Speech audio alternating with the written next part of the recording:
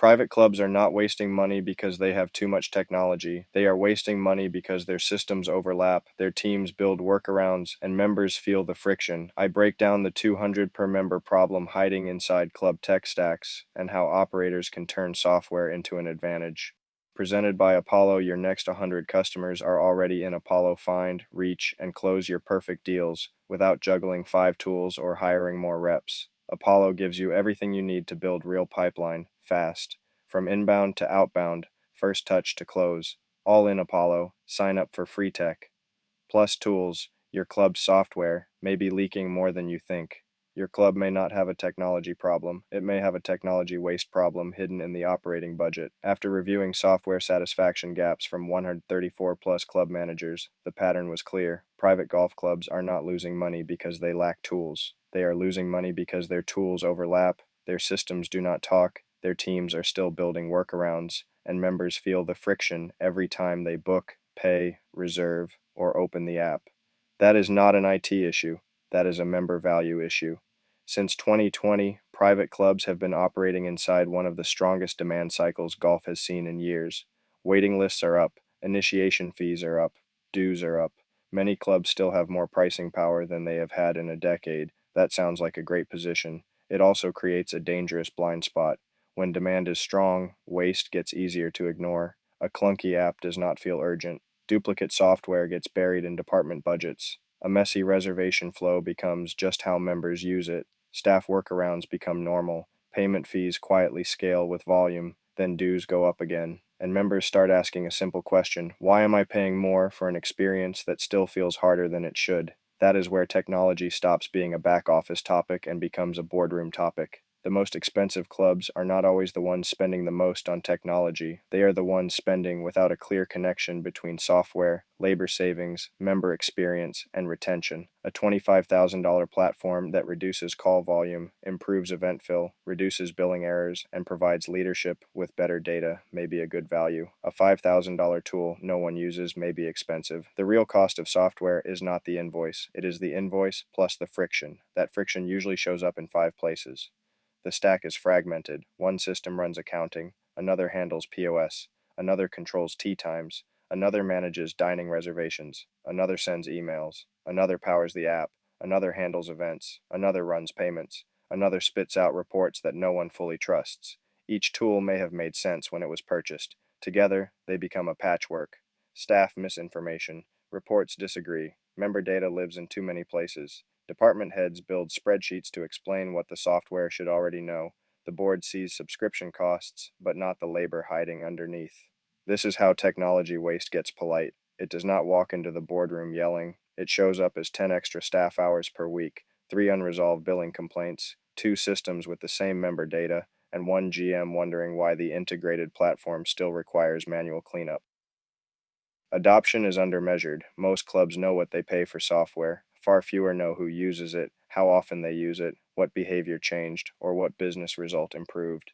That gap matters. If only 25% of members use the app monthly, and the app has not reduced phone calls, improved event signups, reduced billing questions, or made tea time booking easier, the club is not paying for performance, it is paying for potential. Potential is not a KPI tree. Member-facing friction is being tolerated for too long. Members do not care how complicated the integration was. They care whether they can book a tee time, change a reservation, pay a bill, register for an event, read the right message, and find what they need without calling the golf shop. When those basics fail, the club does not feel traditional. It feels outdated. That distinction matters. Private clubs can protect tradition. They cannot protect against avoidable friction. A bad digital experience is not just a technology miss, it weakens the perceived value of the membership, especially when the member is already paying higher dues, higher minimums, and higher fees across the club.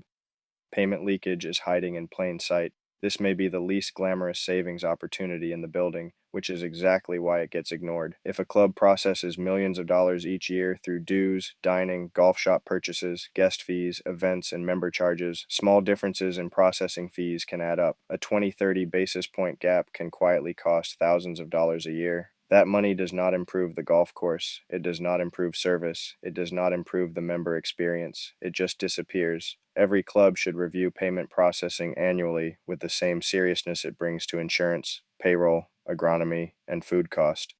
The question is not just what is our rate. The better question is what is our total effective cost and what are we getting for it?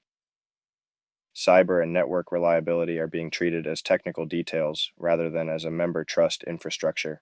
Private clubs now run on digital systems, T-sheets, POS, billing, HR, event management, access control, email, Wi-Fi, and payment rails. If the network fails, the experience fails. If member data is exposed, trust takes the hit.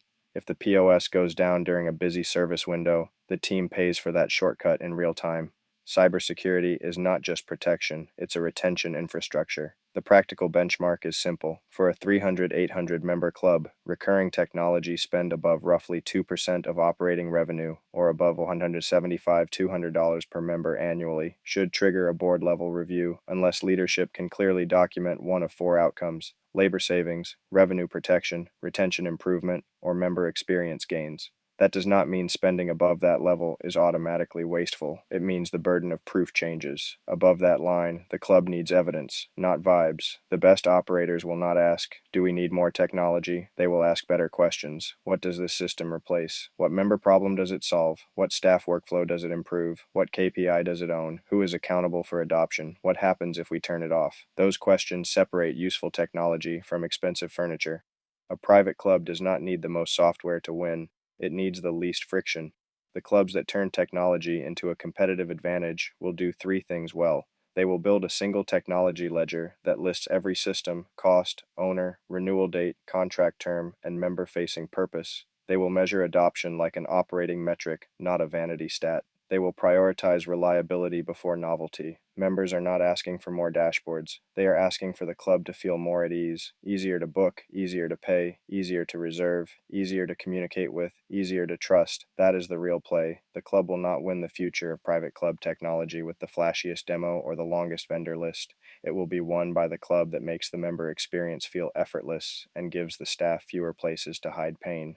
Your app is not the strategy. Your dashboard is not the strategy. Your software stack is not the strategy. The strategy is removing friction from the moments that shape member value. Run the audit before your next renewal cycle, because the most expensive technology in your club may not be the system with the highest invoice. It may be the one everyone has quietly learned to work around.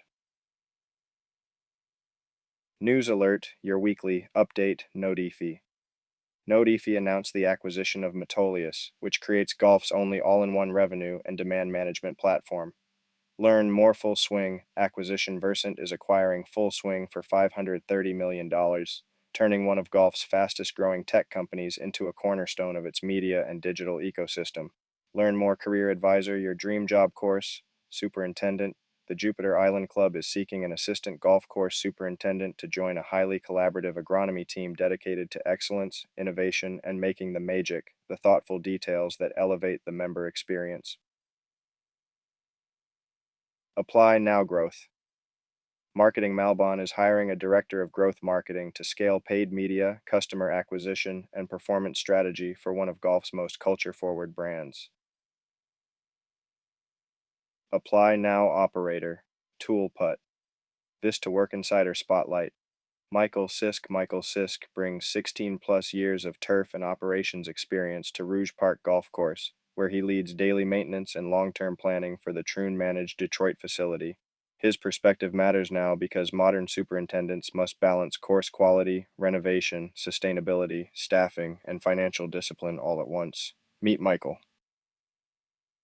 Meet